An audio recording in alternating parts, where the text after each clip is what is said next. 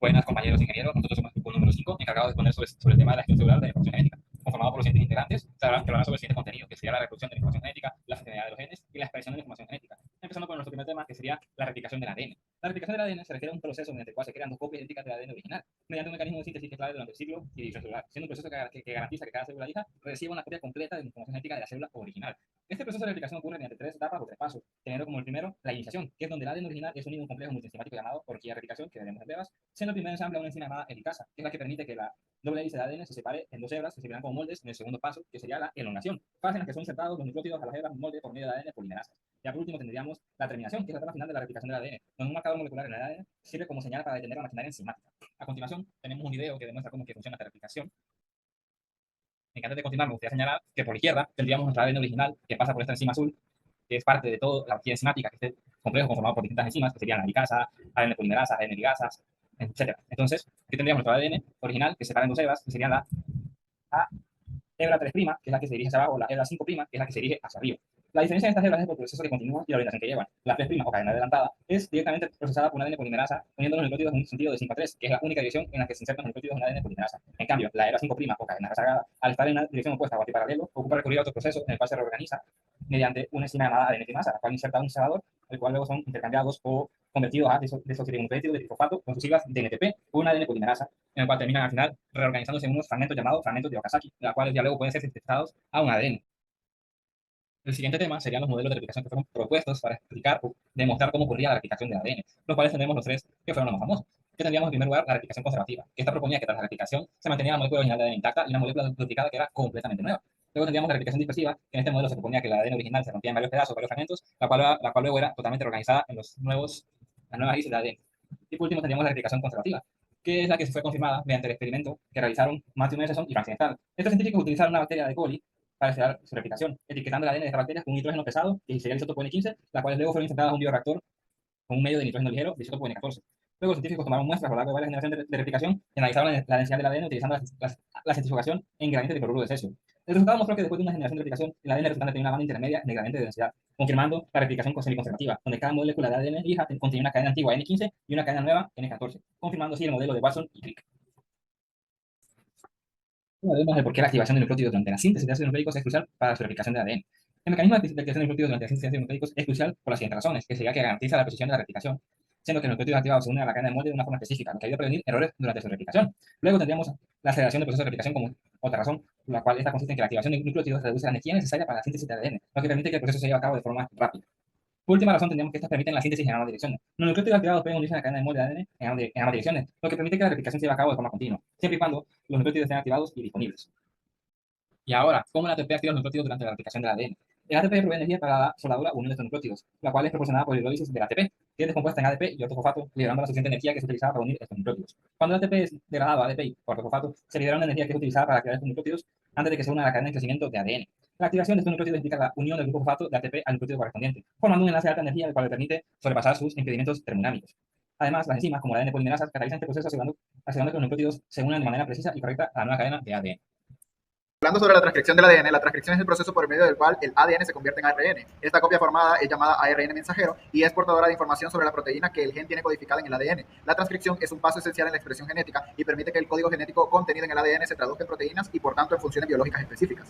En el proceso de transcripción del ADN tenemos el reconocimiento del gen, un complejo de proteínas llamado ARN polimerasa se une a la región del ADN que contiene la secuencia del gen que se transcribe. Este sitio se llama promotor. Elongación. El ARN polimerasa continúa moviéndose, desarrollándose y copiando en secuencia de ADN en una molécula de ARN llamada ARN premensajero. El inicio de la transcripción, el ARN polimerasa desenrolla una pequeña porción del doble hélice de ADN, exponiendo las bases nitrogenadas que componen la secuencia del gen. Y la terminación del procesamiento. Una vez que el ARN polimerasa ha copiado la secuencia del gen, llega a una señal de terminación en el ADN y el ARN premensajero puede someterse a una de las modificaciones para convertirse en el ARN mensajero maduro. El ARN inmaduro sirve de materia prima para que ciertas enzimas del núcleo lo corten en fragmentos y empalmen algunos de ellos, desechando otros como si se tratase de un sastre armando un traje. A este proceso molecular de corte y empalme se le conoce como splicing y es el conocido proceso de maduración donde se eliminan los intrones y une a los exones para producir una molécula de ARN mensajero maduro, el cual saldrá del núcleo y se dirigirá al citoplasma, donde finalmente será decodificado para que se fabrique una proteína mediante la unión de aminoácidos. Los mecanismos post-transcripcionales, como el ARN, se transcribe, pero debe procesarse hasta alcanzar una forma madura antes de que pueda comenzar la traducción. El proceso que ocurre después de que se ha transcrito una molécula de ARN, pero antes de que se traduzca en una proteína, se conoce como modificaciones post-transcripcionales. En las células eucariotas, tanto la transcripción como las modificaciones post-transcripcionales ocurren en el núcleo, mientras que la traducción ocurre en el citoplasma. Las células procariotas no tienen modificaciones post-transcripcionales, sino que tienen mecanismos alternativos para validar la calidad del ARN mensajero y prevenir que se replique. Algunos de los mecanismos post-transcripcionales más importantes para la regulación de la expresión génica y la producción de proteínas funcionales incluyen los mecanismos post-transcripcionales serían la modificación de la etapa 5 y la cola de poli A3, que hablando de eso, pues el ARN mensajero maduro suele someterse a modificaciones en sus extremos 5 y 3. En el extremo 5 se agrega una cápsula conocida como etapa 5, que protege el ARN mensajero y facilita su traducción. En el extremo 3 se añade una cola de poli A, que también influye en la estabilidad y la traducción del ARNM. Luego, en el empalme del ARN, en el proceso de empalme, los intrones se eliminan del ARN premensajero y se unen los exones para formar un ARN mensajero maduro. En el transporte del ARN, pues después de la transcripción, el ARNM debe ser transportado desde el núcleo de la célula citoplasma, donde tiene lugar la traducción. Este proceso involucra una serie de proteínas de transporte y señales específicas en el ARN. La degradación del ARN, pues, se basa en que los ARN mensajeros y los otros tipos de ARN pueden ser degradados en el citoplasma por enzimas específicas, lo que regula la cantidad de ARN disponible para la traducción y por lo tanto la cantidad de proteína producida. La regulación de la estabilidad del ARN, o sea, la vida útil de un ARNM en el citoplasma puede ser controlada por proteínas y señales específicas que afectan su estabilidad. Esto influye en la cantidad de proteína que se produce a partir de un gen en un momento dado. En la activación de los aminoácidos y formación de los complejos de transferencia, tenemos de que la activación de los aminoácidos pueden formar los complejos de transferencia en el paso previo necesario para que pueda comenzar el proceso de traducción. Consiste en la unión de cada aminoácido en su ARNT específico mediante la intervención de una enzima, la aminoacil ARNT sintetasa, y aporte de energía del ATP, quedando expresado de la siguiente forma como se puede ver en la imagen. La cadena del ARNT tiene 4 brazos, D, T, aceptor de aminoácidos y anticodón. En el brazo aceptor de aminoácidos se sitúan los extremos 3 y 5 de la cadena. Las moléculas del ARN transporte son las intermediarias entre la secuencia de nucleótidos del ARN mensajero y la secuencia de aminoácidos, ya que además de aportar el aminoácido que llevan unidos en su extremo 3, se encargan de reconocer el codón de ARN complementario en su anticodón. Y la activación de nucleótidos durante la síntesis de ácidos nucleicos para el proceso de transcripción. La síntesis del ARN durante el proceso de transcripción del ADN implica la activación de nucleótidos de ribonucleótidos trifosfato para su incorporación en la cadena de ARN. El mecanismo de activación de los nucleótidos durante la transcripción del ADN es desnudamiento del ADN, selección de nucleótidos, activación de los NTPS, formación del acefosfodiéster y extensión de la cadena de ARN. En el ARN mensajero, el mecanismo de maduración, como ustedes pueden ver en la imagen, fue descrito anteriormente, donde se podía ver cómo se eliminaban unas partes de la molécula para poder unir los exones de ella. Luego, en el mecanismo del ARN ribosomal, pues tenemos lo siguiente. En eucariotas, el procesamiento del ARNR tiene lugar fundamentalmente en un subcomportamiento del núcleo denominado nucleolo. En él, la ARN polimerasa 1 genera un gran ARN precursor policistrónico que contiene la secuencia de los ARNR maduros 18S, 5.8S y 28S. Este ARN precursor es modificado químicamente en numerosos residuos y procesado exo y endonucleasas hasta producir los ARNR maduros. El ARNR, o sea, ARN ribosomal 5S se transcribe independientemente. Transcripción reversa del ADN. La transcripción inversa es una técnica utilizada por investigadores para generar una hebra complementaria de ADN a partir de ARN. Esta tecnología se basa en un mecanismo retroviral en el cual un virus inyecta su código genético en forma de ARNM, el cual luego es convertido a ADN por mediante la enzima transcriptasa inversa, la cual fue descubierta por Howard Denny y Guy Baltimore en el virus del sarcoma de Rose en 1970, demostrando por primera vez una posible violación al dogma central de la biología. Este dogma sostiene que la información genética fluye en una dirección obligatoria, del ADN al ARN y luego a las proteínas. Ninguno de estos pasos previamente había sido reversible hasta la aparición o demostración de la transcriptasa inversa por mediante los retrovirus. Para el mecanismo de síntesis de ADN complementario, tendríamos un punto de partida en la célula careta de interés que transcribirá el ADN a ARN. La misma célula luego procesará la nueva cadena eliminando los intrones y añadiendo una cola de poliadeninas. Esta cadena de ARN mensajero maduro es extraída de la célula para posteriormente ser hibridada con un oligonucleótido de politiminas sobre la cola de poliadeninas. Es decir, se añade un cebador en el cual nuestra enzima retrotranscriptasa pueda trabajar. En nuestro siguiente paso, que sería hacer eso, añadir la transcriptasa inversa junto a las bases necesarias para formar un complejo de ADN-ARN. Ahora ya tendríamos la primera hebra de ADN complementario formada, siendo que solo nos interesa el ADN de nuestro complejo ADN-ARN, pues vamos a eliminar el ARN subiendo el pH a la mezcla, así destruyendo la parte del ARN. Ahora tendríamos nuestra primera hebra de ADN complementario formada, pero a su vez desconocemos sus nucleótidos terminales, y para solucionar esto se le añade una enzima terminal transferasa que añadirá nucleótidos específicos de DGTP y puede así añadir un cebador correspondiente a la cola terminal de politiminas. Para por último paso añadir un cebador de policitocinas junto a una enzima de ADN polimerasa que terminará de fabricar nuestra doble hélice de ADN complementario. Esta tecnología recibe usos como la clonación de genes, RT-PCR, que es decir, la reacción en cadena de polimerasa con transcripción inversa, y microarreglos. La clonación de genes hace referencia a utilizar el ADN complementario a partir del ARN mensajero para codificar proteínas de interés. Luego, la RT-PCR es un método de laboratorio donde se emplea la retrotranscriptasa inversa junto a ARN como material de partida para obtener ADN complementario, para posteriormente añadirlo junto con un ADN polimerasa y tener una gran cantidad de copias para su posterior estudio. Luego, los microarreglos son una herramienta genómica para la biología que permiten medir o cuantificar la expresión génica o identificar mutaciones en genes específicos. Ahora les hablaré acerca de lo que es la funcionalidad de los genes. Los genes están formados por lo que son segmentos de ADN, ya que estos contienen la información que se requiere para la síntesis de proteínas. También son los responsables de codificar las instrucciones necesarias para dicha síntesis, que son las moléculas fundamentales para el funcionamiento de las células y el organismo en su conjunto. Estas proteínas desempeñan una amplia variedad de funciones en el cuerpo, incluyendo que las enzimas catalizan las reacciones químicas. Cada gen tiene una función distinta. Eso dependerá del tipo de gen. Tenemos lo que son los genes estructurales, que estos son los que van a codificar para una proteína, es decir, almacenará toda la información para la síntesis proteica.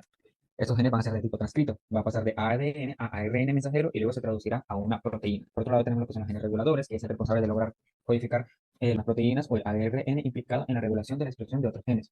Estos son sin transcrito, debido a que van a ser genes que por ellos mismos van a regular los procesos de otros genes. Sin más preámbulo, empecemos a hablar acerca de lo que es el código genético, que este se dice que es el conjunto de reglas que define cómo se traduce una secuencia de nucleótidos en el ARN mensajero a una secuencia de aminoácidos en la proteína. Este código es universal y se encuentra conservado en todos los organismos vivos, a excepto de pequeñas excepciones.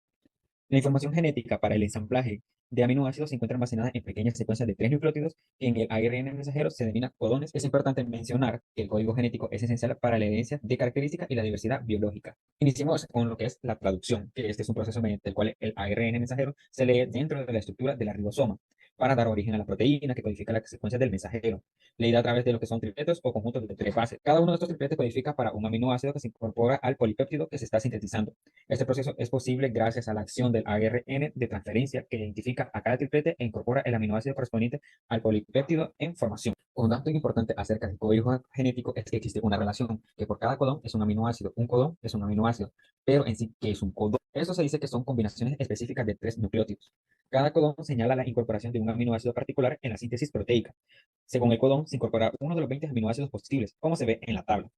Dado que existen 4 bases diferentes y cada triplete o codón está formado por 3 bases, se pueden formar 64 codones distintos, o sea, 4 por 4 por 4 codones posibles.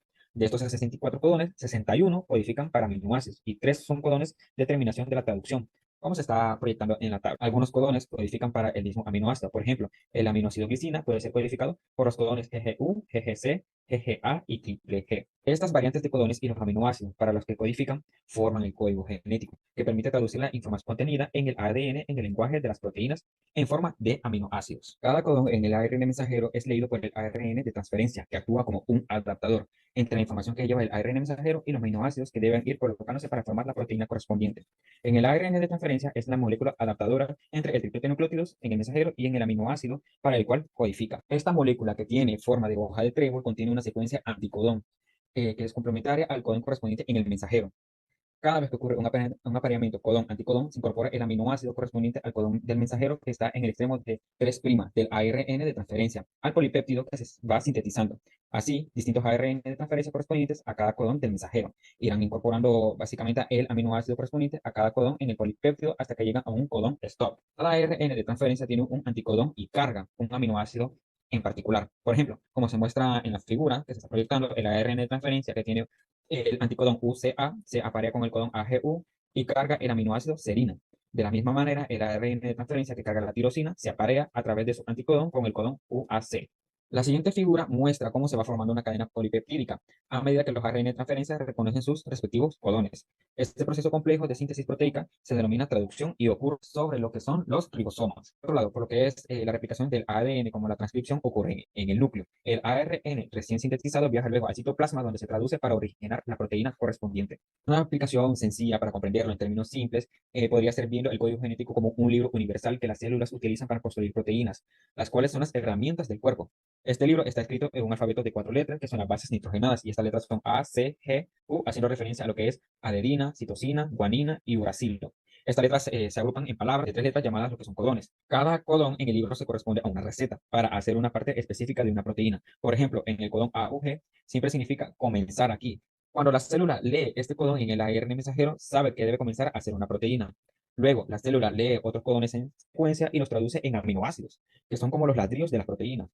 Cada codón codifica para un aminoácido en particular. La célula ensambla estos aminoácidos siguiendo las instrucciones del libro y crea lo que es la proteína. Los codones UAA, UAG y UGA son como las señales de fin de la receta, que aquí se debe parar. Cuando la célula los encuentra en el ARN mensajero, deja de hacer la proteína. Y estos son lo que son los denominados los codones stops, determinación que vimos anteriormente en la tabla. En pocas palabras, el código genético es como un libro de recetas gigante que utiliza el alfabeto ARN para decirles a las células cómo hacer proteínas y como sabemos, estas proteínas son esenciales para nuestro cuerpo para que funcione correctamente. Pasamos a las características del código genético. Observamos que como primera característica del código genético es que es universal. Todos los organismos vivientes compartimos el código genético, desde virus, bacterias, hasta personas, plantas y animales. Eso significa que un codón específico está asociado a un mismo aminoácido, sin importar de qué organismo se esté tratando. Se conoce lo que son 22 códigos genéticos diferentes, que son variantes del código genético estándar en apenas uno o dos codones. También tenemos lo que es el código genético no es ambiguo, y todos los tripletes tienen sentido. El código es sumamente específico, o sea que ningún codón codifica más de un aminoácido sin que se produzcan solapamientos, aunque en algunos casos puede haber distintos codones de inicio que permiten sintetizar proteínas diferentes a partir de un mismo código. Otra característica del código genético es que está degenerado. El código genético posee redundancias, pero nunca ambigüedades. ¿Esto qué es lo que quiere decir? Dos codones pueden corresponder a un mismo aminoácido, pero nunca un mismo codón a dos aminoácidos distintos. Así, hay más codones distintos de lo mínimamente necesario para almacenar la información genética. También carece de solapamiento, es decir, que un nucleótido solamente pertenece a un aminoácido, a un único triplete. Como última característica del código genético tenemos que es unidireccional. El código es continuo y no posee interrupciones de ningún tipo, siendo una larga cadena de codones que siempre se transcribe en el mismo sentido y dirección, desde el codón de inicio al de parada o stop. Los tripletes se logran leer en el sentido de 5' a 3'. Saludos, mi nombre es Yamar Carcaché y antes de continuar con la exposición, pues compete hablar sobre la expresión de la información genética. Comenzando con la traducción del ARN mensajero partiendo del mecanismo de maduración del ARN de transporte, este proceso inicia pues con la transcripción de los genes del ARNT por la ARN polimerasa 3. Durante la transcripción, un pre-ARNT es sintetizado. También se le denomina como transcrito primario del ARNT. Durante la maduración del ARNT se produce una serie de pasos de procesamiento individuales, como ser la excisión en el extremo 5, la excisión en el extremo 3, la adición del CCA, la modificación de las bases y la eliminación de intrones.